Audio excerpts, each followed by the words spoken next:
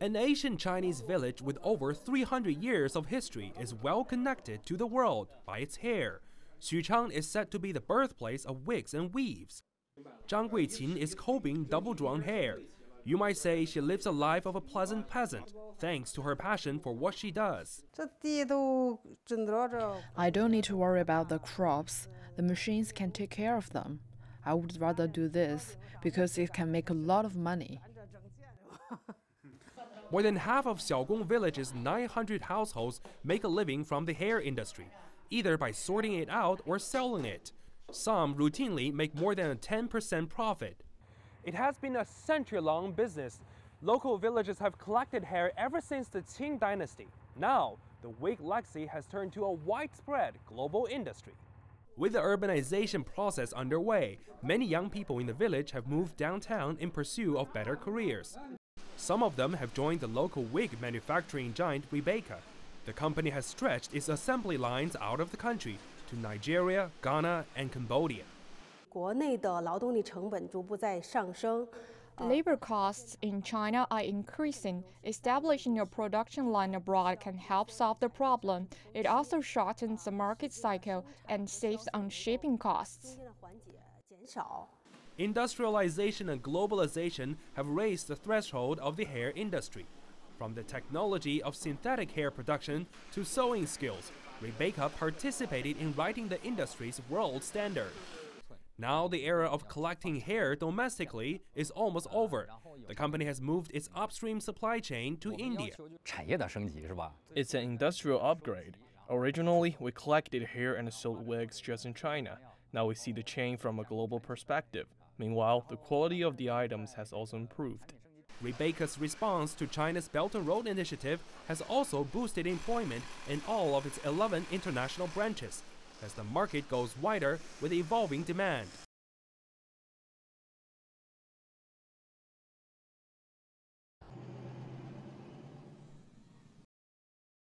The second wave of US shale oil is coming. That's the message from the International Energy Agency's latest 5-year forecast. It thinks America will account for 70% of global capacity growth over that period. If true, that level would surpass Russian exports and bring it close to Saudi Arabia's crown as top exporter, raising the question of OPEC's market share and whether in the future it can afford to cut supply to influence price. At this moment in time, there is certainly a need for both shale and everybody else's oil barrels. Whether there will be a need in 5 years' time, the fight gets tighter, if peak demand happens, that's a big question. I suspect it will, and I suspect OPEC will not be able to hold on to the maximize price over market share strategy as they have done for the last 50 years. It comes at a time when OPEC, alongside the likes of Russia, have been pursuing production cuts to try and boost oil prices. But as the US eyes a more influential future on export markets, questions are being asked of OPEC's room for growth. One of the main forecasts from the IEA is that many OPEC producers will struggle to significantly increase capacity over the next 5 years, with the report suggesting just Iraq and the UAE will be able to substantially increase output. Part of the issue analysts say might be courting investment. Sure, OPEC faces a lot of challenges in trying to maintain its oil production. A lot of countries are faced with declining mature fields. They have to invest a lot of money to get those fields to replace those barrels that they're losing to natural decline. And one of the messages that OPEC has for the market is that they need to see more sustained investment in the industry overall. We're seeing a lot of investment in the U.S. in this shale oil, the short cycle shale oil that brings about returns more quickly than the typical long cycle projects that take a lot of investment and sometimes take up to a decade, even longer sometimes to pay back what you've originally invested. US sanctions on OPEC members Iran and Venezuela could further dent future capacity. For now, the message from OPEC on US shale is that there's enough space for everyone. But that could change further down the pipeline if it leaks market influence to what was once its biggest consumer. It's summer in the Philippines, and for many Filipinos, that means bath time twice a day, and consequently, more clothes to wash. but not for half of residents of the capital, Manila.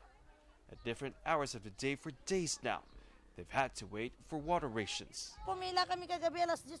We have been waiting for water since 10 last night. It's already past 12 noon now and we're still waiting. We literally have to go to work without having showered.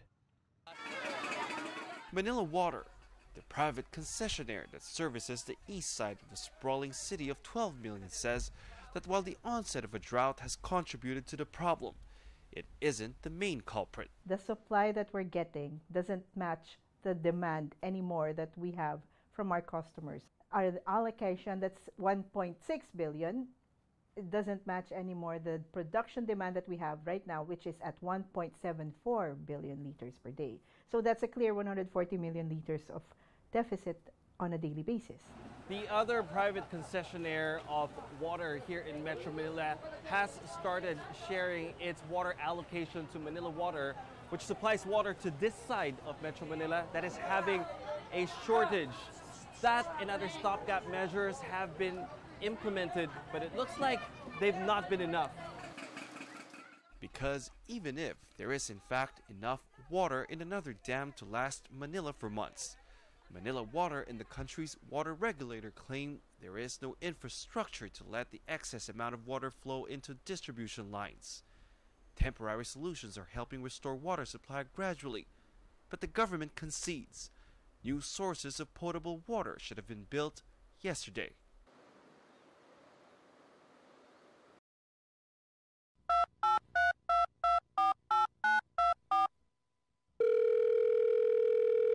Sushi the dog is a big fish on TikTok.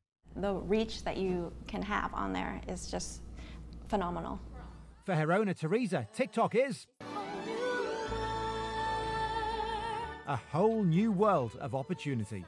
TikTok is super fun, and they're growing so fast. More than 250,000 followers gained for this pooch in just a couple of months. But hold on a second. Because first things first, you might be wondering, what exactly is TikTok? The answer, it is a social media network, and boy, is this one growing fast. If you want to jump on TikTok, now is the time. It has absolutely exploded. What is it that you prefer about TikTok to the other social media networks?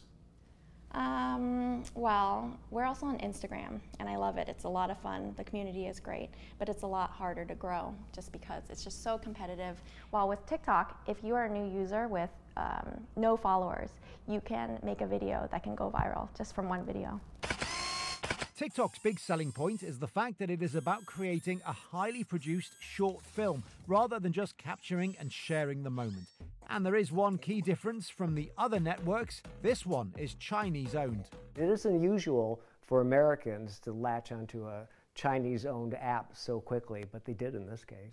The app is called Douyin in China, owned by Beijing-based tech company ByteDance, which bought the American app Musical.ly, creating this new TikTok network that has reportedly got 800 million users already. It's actually one of the fastest growing platforms out there right now and is actively competing with Instagram's Stories feature. Which is why the other networks are watching closely. Facebook launching a competitor called Lasso, previous digital darling Snapchat officially adding it to its list of competitors. Is this like Snapchat's successor? I would say it's significantly different than Snapchat in the way that Snapchat is more candid, and it seems like the content on TikTok is much more formal in a sense that it's produced, usually edited, created in a way that actually targets a potential audience and could be used to really grow and influence. Is there really enough room for another social network? There's room for TikTok because it's so fun. I mean, it's so fun, it's addictive, it's positive, it's funny, it's entertaining, it's not toxic like a lot of the other social networks can be. It's highly enjoyable. And it seems even public scandals can't damage TikTok's image. A $5.7 million fine in a US case involving children's data privacy, but still riding high in the download charts. It just takes one video to really blow you up, and we've had a couple of videos. And in the minds of the social media savvy.